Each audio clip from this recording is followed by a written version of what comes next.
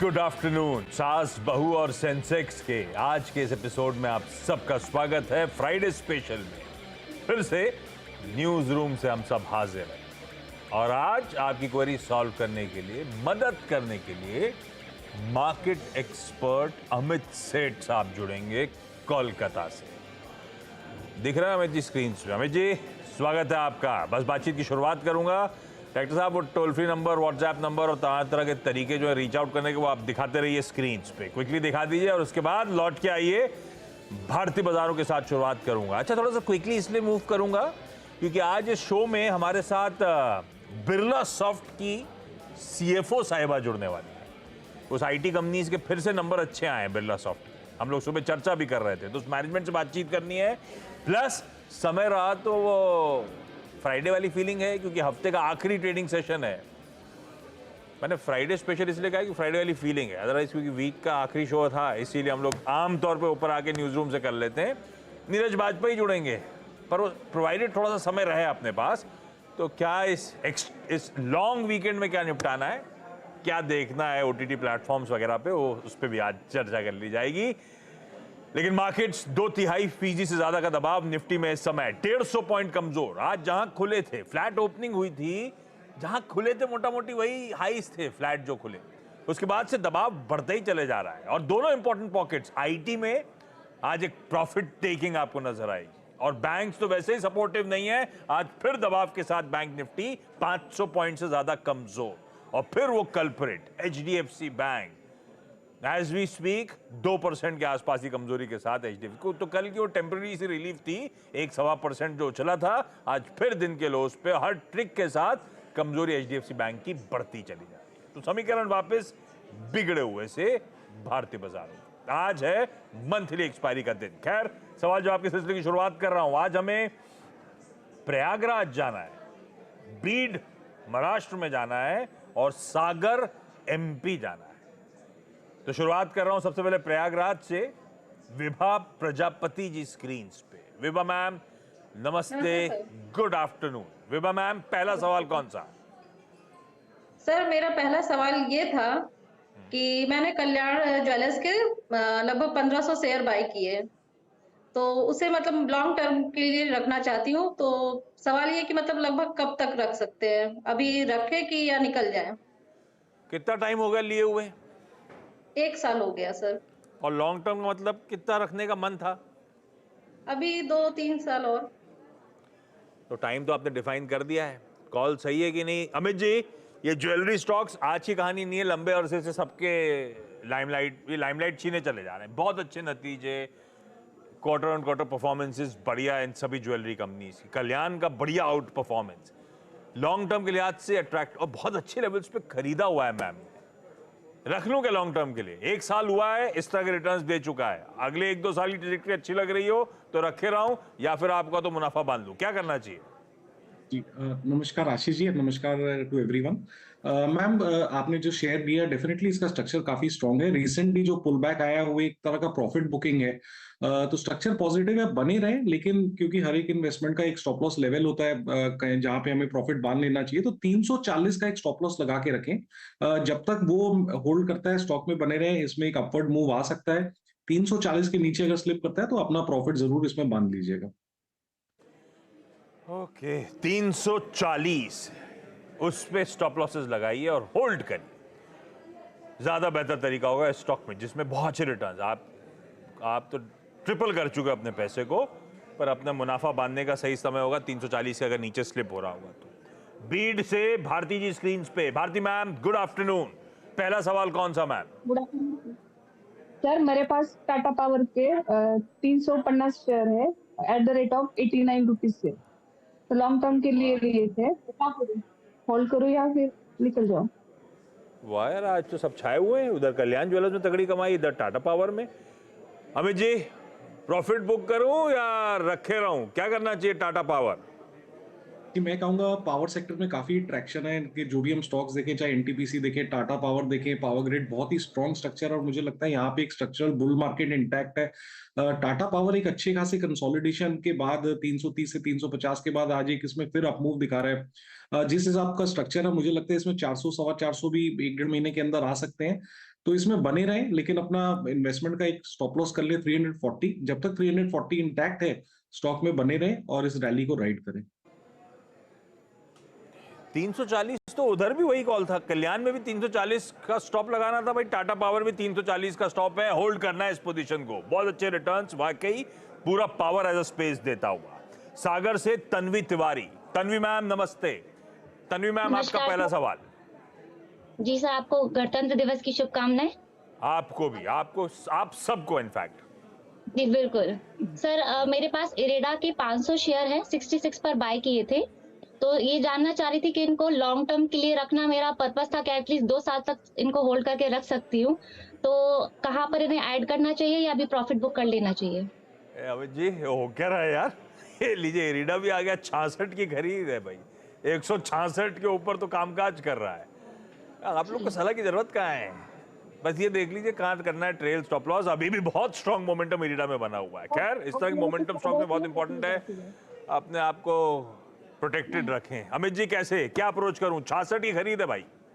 जी, structure काफी positive है, लेकिन अगर चार्ट को देखें तो डेटा काफी कम है, लगभग 1 साल से अंदर का डेटा है, तो एक लॉन्ग टर्म व्यू लेना मुश्किल है। लेकिन अगर सही मायने में मोमेंटम की बात करें तो मोमेंटम बहुत स्ट्रांग है, कहीं भी कोई साइन ऑफ वीकनेस नहीं है।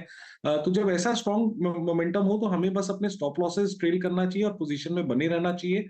तो मेरी सलाह यहाँ पे है कि आप इस पे बने रहें और लगभग 155 के आसपास एक स्टॉप लॉस लगा के रखें। आशा करता हूँ इसमें मोमेंटम बना रहेगा। कहाँ तक जाएगा ये कहना मुश्किल है, बट हर लेवल में जब भी थोड़ा ऊपर जाए, थोड़ा सा स्टॉप लॉस और अपना प्रॉफिट का ट्रेल कर लें।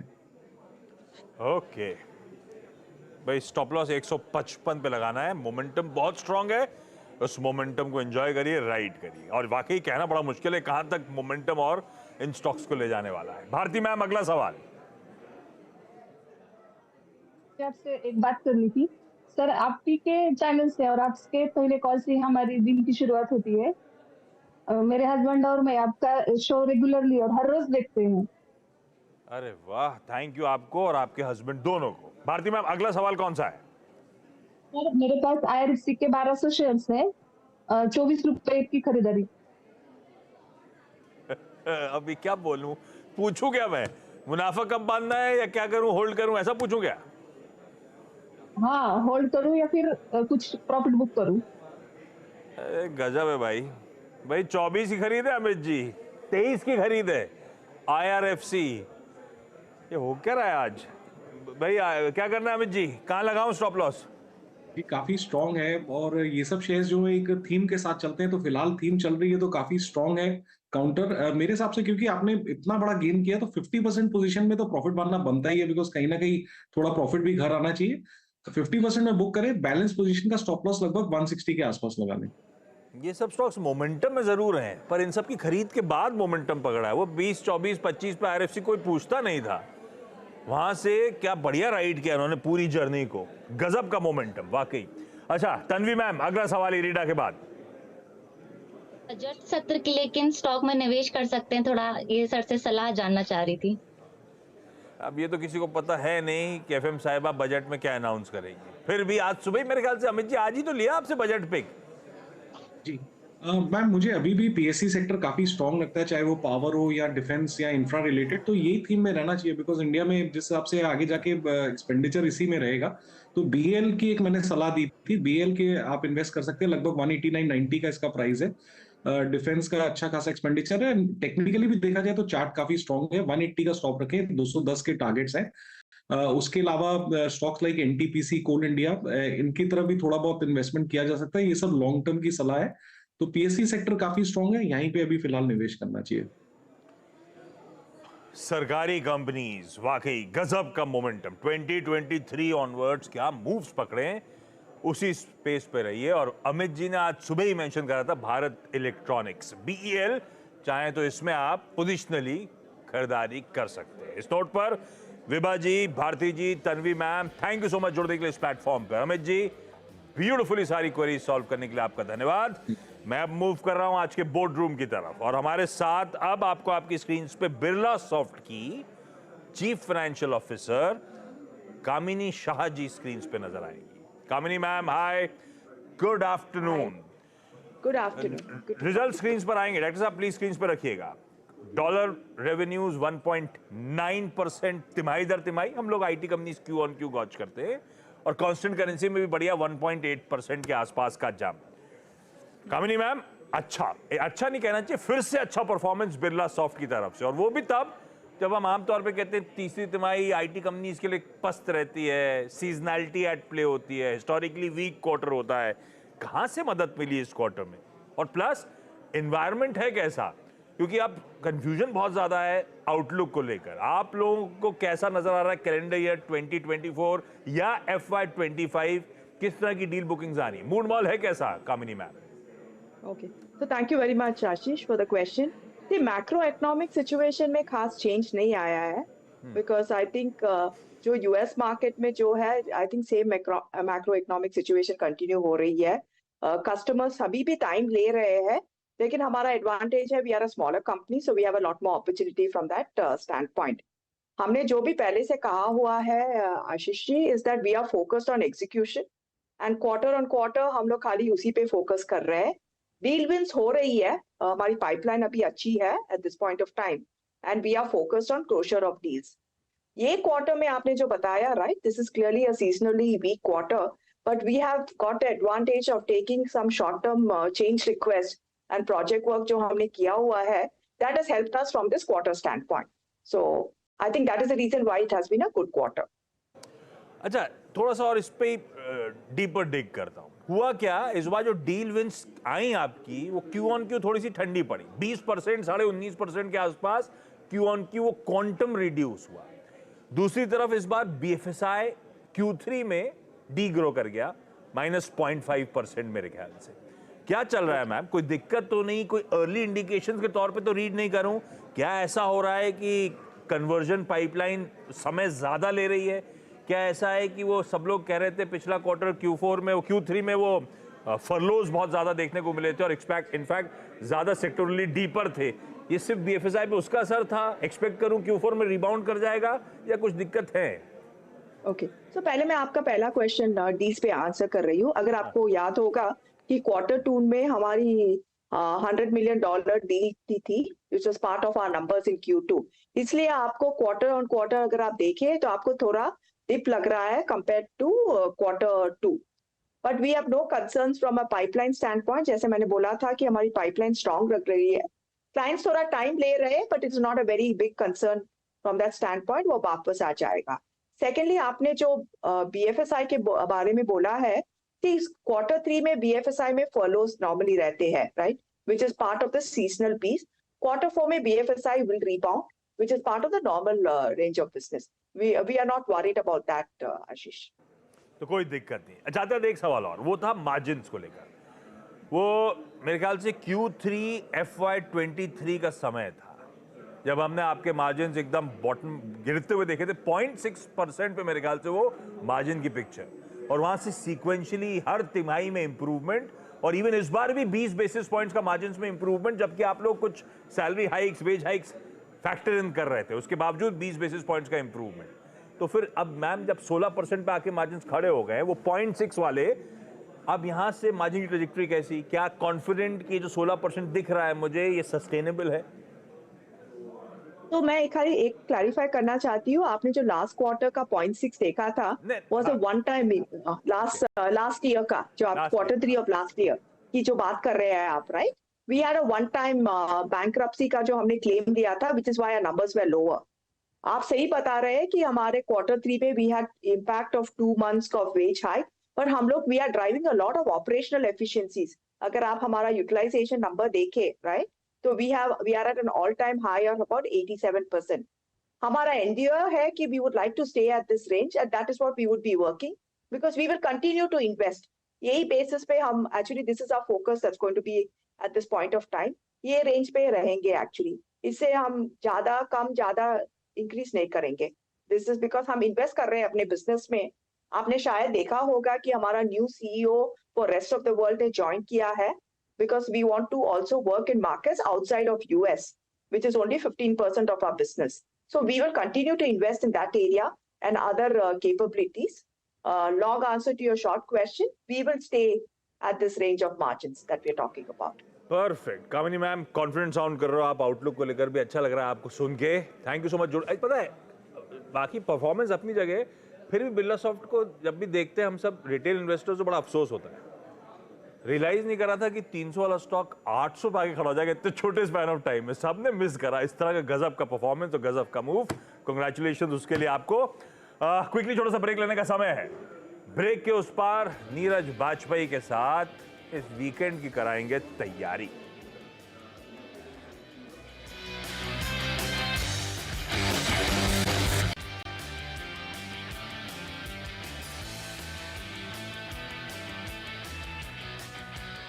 चलिए भाई, ब्रेक के बाद आप सबका स्वागत है और ध्यान रखिएगा गुरुवार एक्सपायरी का दिन और कुछ अच्छे खासे एक्सीलेंट स्क्रीन्स पे विजिबल नजर आए। सबसे पहले आपकी स्क्रीन्स पे रखता हूं मैं टेक महिंद्रा का काउंटर, 6% कमजोर, और हो सके तो टेक महिंद्रा का 3 महीने का चार्ट प्लीज खोल के रखिएगा।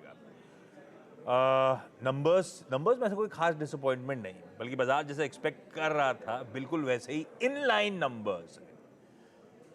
पर एक दो चीजें इश्यूज ये हैं कि नंबर्स से पहले इस होप में कि नए सीईओ साहब आ रहे हैं, उनका ये क्वार्टर है जो इसके नंबर्स आने वाले हैं, थोड़ा सा होप बिल्डअप हो रहा था। और प्लस ये बीच में आईटी कंपनीज दिग्गज पीयर्स के नंबर्स के बाद भी कुछ स्ट्रॉन्ग एक्यूमुलेशन बना था। नंबर्स से पहले बहुत तेजी बनी स्टॉक की, और अब एक प्रॉफिट बुकिंग, एक उसमें डिसअपॉइंटमेंट खास तौर पे जैसे हम लोग बिरला सॉफ्ट की चर्चा कर रहे थे, उसकी deal bookings 20% Q on Q गिरी थी। इनके केस में डील बुकिंग्स आधी हो गई हैं क्यू ऑन क्यू, तो कुछ निगलिंग वरीज।